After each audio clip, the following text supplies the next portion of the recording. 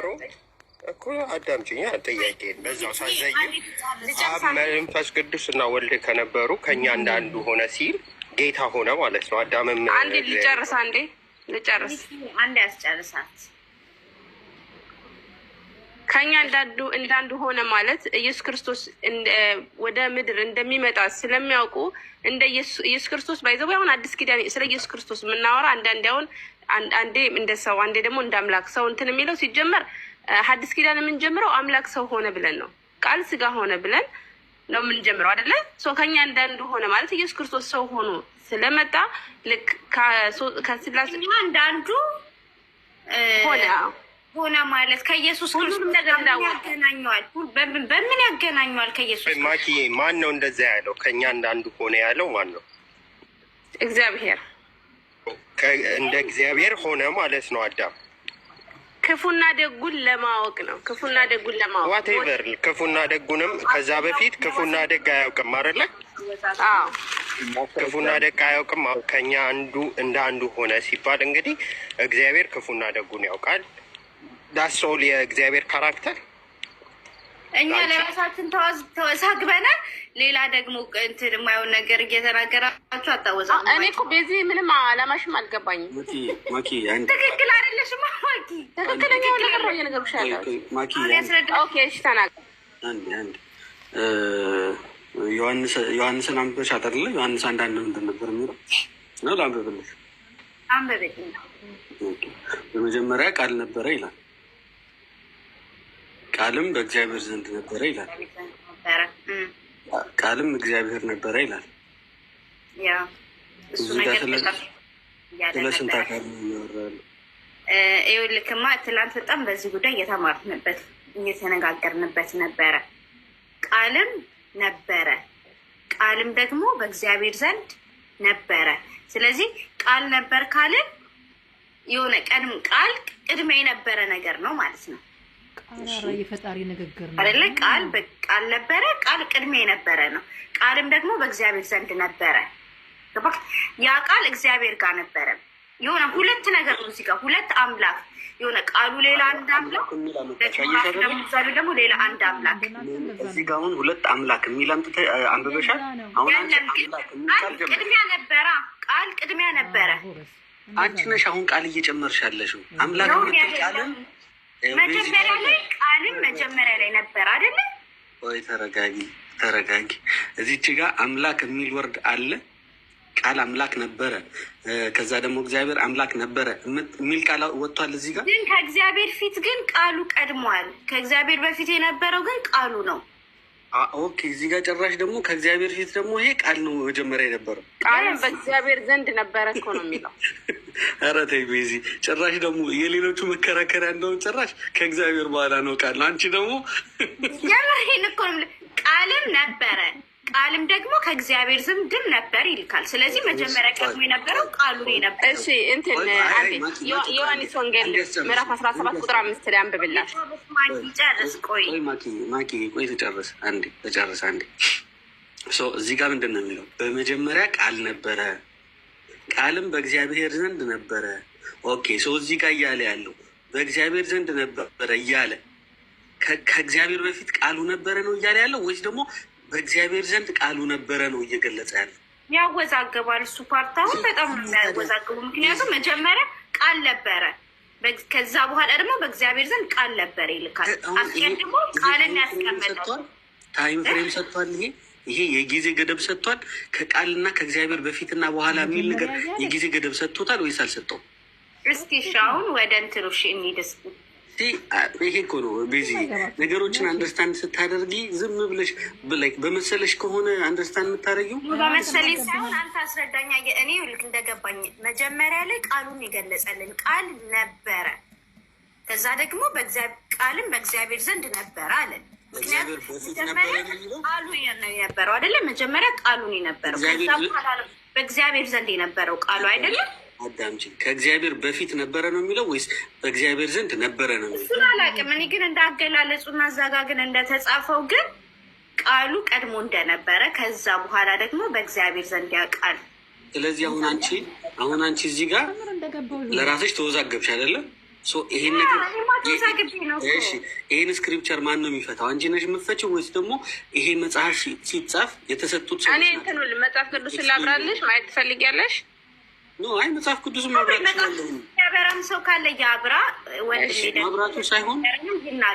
ማብራቱ ሳይሆን አሁን ይሄ አንተ እኔ ትልበላ ይቅርታ መሀል ስለገባው ወይ እኔ ትልበላችሁ ልክፈትላችሁ አጠገኝ መጽሐፍ ቅዱስ ስላለ ይሄ መጽሐፍ ቅዱስ አንዴ ኦኬ እሺ። ምክንያቱም ኮሜንት አንቺ አልገባሽ ሲል ከዛ ላይ ትንሽ ጽሑፍ ቀጥል ላይክ ቃልም እግዚአብሔር ነበረ ይላል እና ሙሉ ቢነበብ በደንብ ነው የምትረዳው። ይሄ የእግዚአብሔርን አንድነትን ሶስትነት የሚገልጽ መጽሐፍ ነው። በነገራችን ላይ እሷ ኢኒሻል ታሪክ አሁን አንቺ እንደዚህ ያልሽው ከምትል እውነት ለምን 1 2 3 4 ክርስቲያኖች ተከለሽ አንድ ካሜራው ላጥራ። አይ ይሄ ሚስጥረ ሥላሴ ስለሆነ በነገራችን ላይ በጣም ቀስ ብለን ነው ማስረዳት መረዳት ያለብን እና ላይክ የሚስጥረ ሥላሴ ዮሐንስ ወንጌሉን ሲጀምር በዚህ ነው እግዚአብሔር ገልጦለት ማለት ነው። ቀጥል። ይቅርታ መሀል ስለገባው ግን ሙሉን ቃል ግን አንብቡት። ቢያንስ ከቁጥር 1 እስከ ቁጥር 5 ላንብብላችሁ። ቀስ ብለሽ አንብቢው።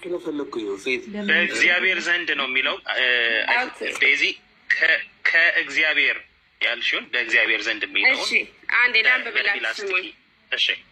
እሺ በመጀመሪያም ቃል ነበረ፣ ቃልም በእግዚአብሔር ዘንድ ነበር፣ ቃልም እግዚአብሔር ነበር። ይህም በመጀመሪያ በእግዚአብሔር ዘንድ ነበር። ሁሉ በእርሱ ሆነ፣ ከሆነው ሁሉ ያለ እርሱ ምንም የሆነ የለም። ሕይወት በእርሱ ነበር፣ ሕይወትም የሰው ብርሃን ነበረ። ብርሃንም በጨለማ ያበራል፣ ጨለማም አላገኘውም ይላል። ቀጥሉ። በቃ ቀጥል ወይስ በቃ ይብራራ? ይሄን በደምብ እነሱ ቶንክሽ በመጀመሪያ ቃል ነበረ፣ ቃልም በእግዚአብሔር ዘንድ ነበረ፣ ቃልም እግዚአብሔር ነበረ። እዚህ ጋር እያለ ያለው ቃል የሚባል አካል አለ።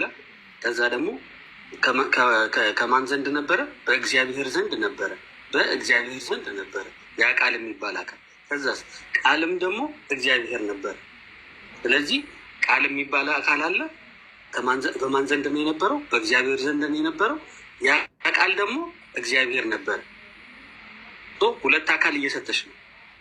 ቃል የሚባል አካልና እግዚአብሔር የሚባል አካል እየሰጠች ነው። አንደርስታንድ ካደረግሽ። ከዛ ደግሞ ይህ በመጀመሪያ በእግዚአብሔር ዘንድ ነበረ ይልና ሁሉ በእርሱ ሆነ፣ ከሆነውም አንዳችስ እንኳን ያለ እርሱ አልሆነም። በእርሱ ሕይወት ነበረች፣ ሕይወትም የሰው ብርሃን ነበረች። ብርሃንም በጨለማ ይበራል፣ ጨለማም አላሸነፈውም ይልና ከዛ ወርዶ 11 ላይ ምን ይላል? የእርሱ ወደ ሆነው መጣ፣ የገዛ ወገኖቹም አልተቀበሉትም። ለተቀበሉት ሁሉ ግን በስሙ ለሚያምኑ ለእነርሱ የእግዚአብሔር ልጆች የሆኑ ዘንድ ስልጣንን ሰጣቸው ይልና 14 ላይ ቃልም ሥጋ ሆነ፣ ጸጋንና እውነትንም ተመልቶ በእኛ አደረ፣ አንድም ልጅ ከአባቱ ዘንድ እንዳለው ክብር የሆነው ክብሩን አሳየን ይለናል። ስለዚህ ቃል የሚባል አካል አለ፣ በእግዚአብሔር ዘንድ የነበረ እግዚአብሔርም የነበረ እሱ አካል ደግሞ ሥጋ ሆነ፣ ጸጋና እውነትንም ተሞልቶ በእኛ አደረ፣ አንድም ልጅ ከአባቱ ዘንድ እንዳለው ክብር የሆነው ክብሩን ለእኛ አሳየ። እንግዲህ ይህን ዮሐንስ አንዳንድ እንድናዘገቡትም ከዚህ ውስጥ አንደርስታንድ ያላረግሽው ነገር ካለ አንዱ ብቻ ነው ያለው። እሺ ከዚህ ውስጥ አንደርስታንድ ያልሆነልኝ ነገር ቃል አካል መሆን ይችላል። አካል ስለሆነ አይደለ ከሴፕሬትሊ እየተገለጸ ያለው ነው። አንቺ ዝሩ ቃል አድርገሽ ይኸውልህ በቃሉ ምድሪትን ሰርቷታል በራሱ ላይክ እኛም ተፈጥረናል። አይ ቲንክ አዳም ራሱ በቃል እኮ አይደለም አይደል የሰራው? አዳምን ራሱ ሲሰራው በቃል እኮ አይደለም አይደለም? 3 ቁጥር ላይ ምንድን ነው የሚለው? ሁሉ በእርሱ ሆነ፣ ከሆነውም አንዳችስ እንኳን ያለ እርሱ አልሆነም። ራሱ እኮ ነው የሚመልሰው። ግን ቃል አካል እንዴት መሆን ይችላል? ኦኬ አካል የምንለው ኢየሱስ ክርስቶስን ነው ማለት ነው አይደለም? ይሄ ክርስቶስ ምድር ላይ ከመምጣቱ በፊት እኮ ነው ይሄ እየተገለጸ የተጻፈው። ያኔ ገና ምንም ነገር ሳይፈጠር በፊት ቃል ራሱ አካል ነበር። ያ ቃል እንዴት ነው ታዲያ ኢየሱስ ክርስቶስ ሊሆን የሚችለው? እንዴት ሊሆን ይችላል? ያ ቃል ቃል እንዴት አካል ሊሆን ይችላል? ቃሉ በቃሉ ምድሪትን ሊሰራት ይችላል።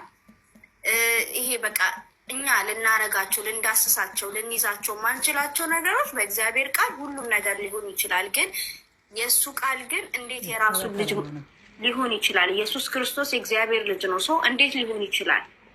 አንቺ ቃልን ዝሩ ቃል አድርገሽ እያሰብሽ ነው። እንደ አንቺ ቃል አድርገሽ ነው የምታስብም? ኖ እኔ እንደ እግዚአብሔር ቃል ነው እያልኩ ያለሁት። ኦኬ የአንቺ ቃል ለምሳሌ እንዲሁ ዝም ብሎ ለምሳሌ ያክል ምሳሌ እንደው ልክ ባይሆንም የሆነ ቦታ ላይም እያነበብክልኝ ነበር። እሱን አንብበውና እሱንም ደግሞ ልካለሁ ወደ ታች። ስንት ላይ ነው? 14 እታች ያለውን ላንብብልሽ እዚህ ጋር ማለት ነው።